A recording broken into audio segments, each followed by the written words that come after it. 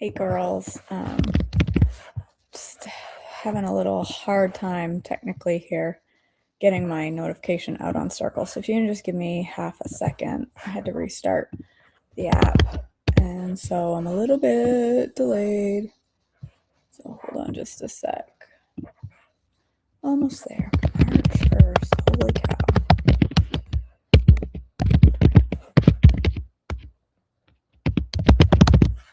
I can't type this morning. All right, there we go. Had to restart my browser before I could send it. All right. Hello. Good morning. Happy Sunday.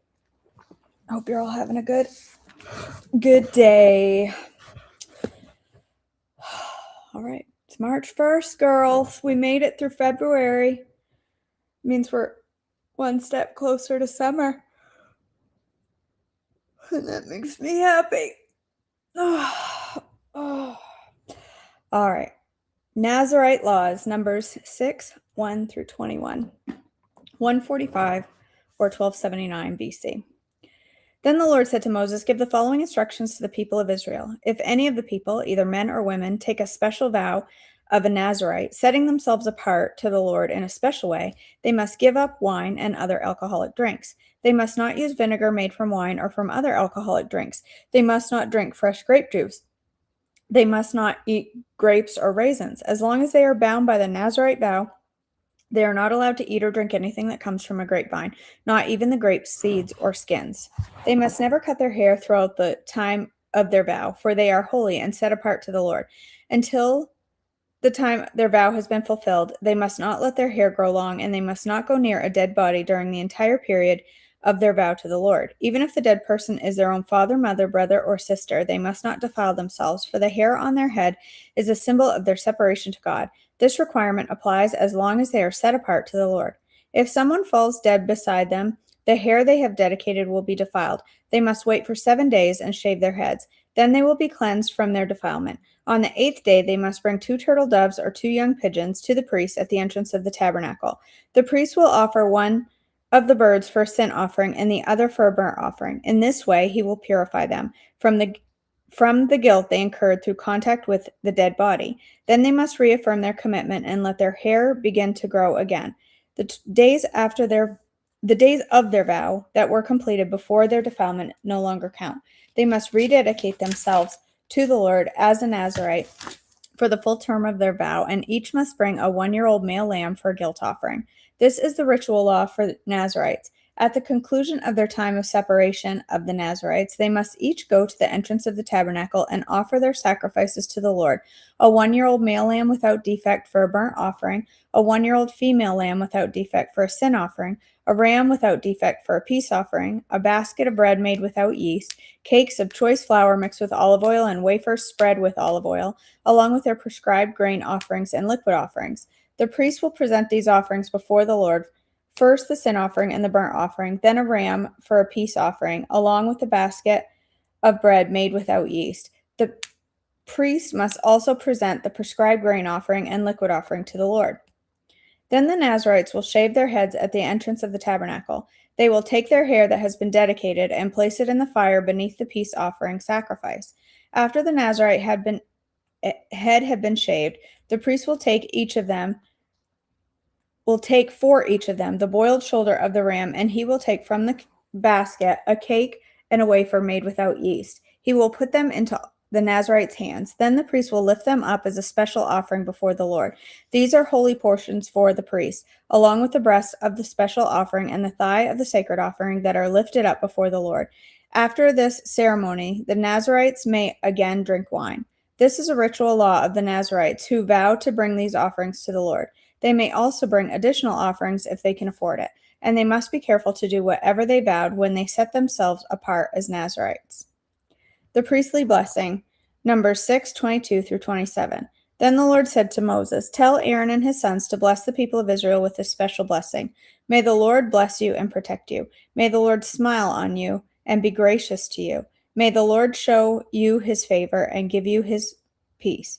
Whenever Aaron and his sons bless the people of Israel in my name, I myself will bless them." The silver trumpets, Numbers 10:1 through 10. Now the Lord said to Moses, "Make 2 trumpets of hammered silver for calling the community to assemble and for signaling the breaking of camp. When both trumpets are blown, everyone must gather before you at the entrance of the tabernacle. But if only one trumpet is blown, then only the leaders, the heads of the clans of Israel, must present themselves to you.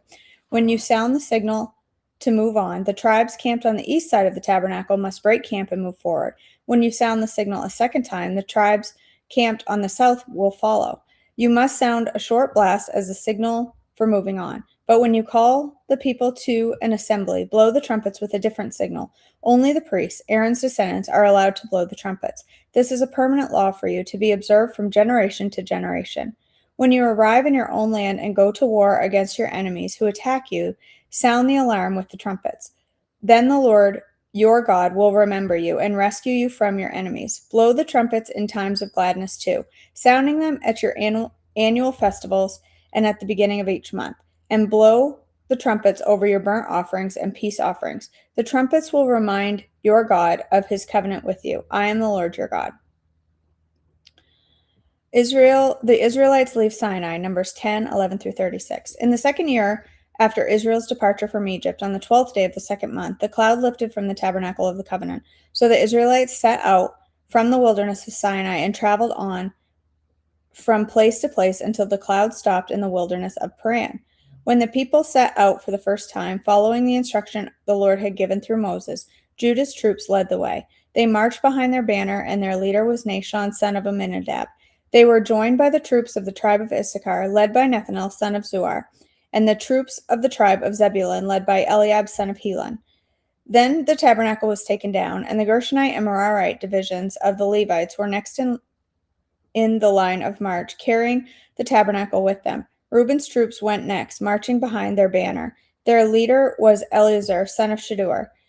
They were joined by the troops of the tribe of Simeon, led by Shelumiel, son of Zurishaddai, and the troops of the tribe of Gad, led by Elisaph, son of Deuel. Next came the Kohathite division of the Levites, carrying the sacred objects from the tabernacle. Before they arrived at the next camp, the tabernacle would already be set up at its new location. Ephraim's troops went next, marching behind their banner. Their leader was Elishama, son of Ammihud.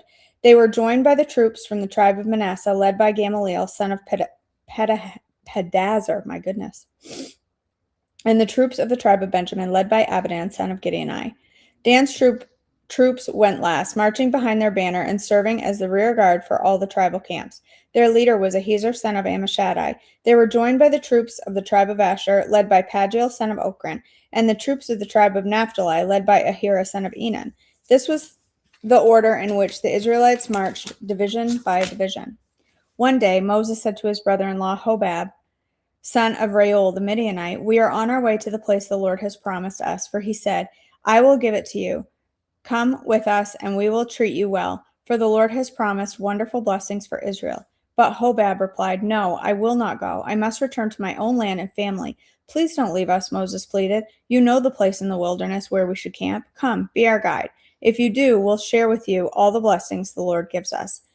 They marched for 3 days after leaving the mountain of the Lord, with the ark of the Lord's covenant moving ahead of them to show them where to stop and rest. As they moved on each day, the cloud of the Lord hovered over them. And whenever the ark set out, Moses would shout, 'Arise, O Lord, and let your enemies be scattered. Let them flee before you.' And when the ark was set down, he would say, 'Return, O Lord, to the countless thousands of Israel.'" Okay. All right, girls. Well, that's it for today. I'm getting ready to get dressed to go to the chiropractor. Something I'm absolutely terrified to do, just so you know. So if you'd all be praying for me, I vowed I'd never, ever, ever go to a chiropractor again in my life. But I am finding myself in a situation that is not resolving, and it is really bad yesterday, really bad. And I can't function because my back is hurting in one area so bad.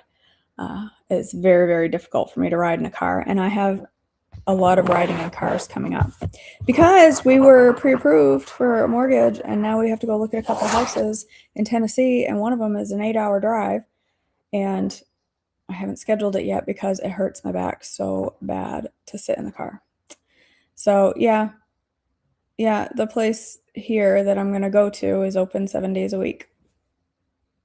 So I have an appointment at 10. And I do not want to go, but I've got to. I can't take this pain in my back anymore. I can't take it. I can't take it. It's terrible sitting in a car. Terrible. So, all right, let's go ahead and pray. God our Father, we thank you for this day. Thank you for our time together. Thank you for the reading of your word and the blessings that you promise by drawing near to you, God. And thank you that you draw near to us, even in difficult times and difficulties that are going on right now in the world. And God, we just help us to remember and to focus on you. You are in control of all of the things, and we don't have to fear or worry or any of that because you are our God and you are ultimately in charge, and we can lay all of our worries at your feet. Help us to all remember that during difficult times in our country. God, as we go through our day, help us to honor you with everything that we say and do. In your precious and holy name, amen. All right, loves. I love you so much. I hope you have a fabulous day today, a wonderful Sunday, maybe some time of rest, a good time in church, and all the things. I love you, and I will see you all back tomorrow morning. All right. Bye, girls.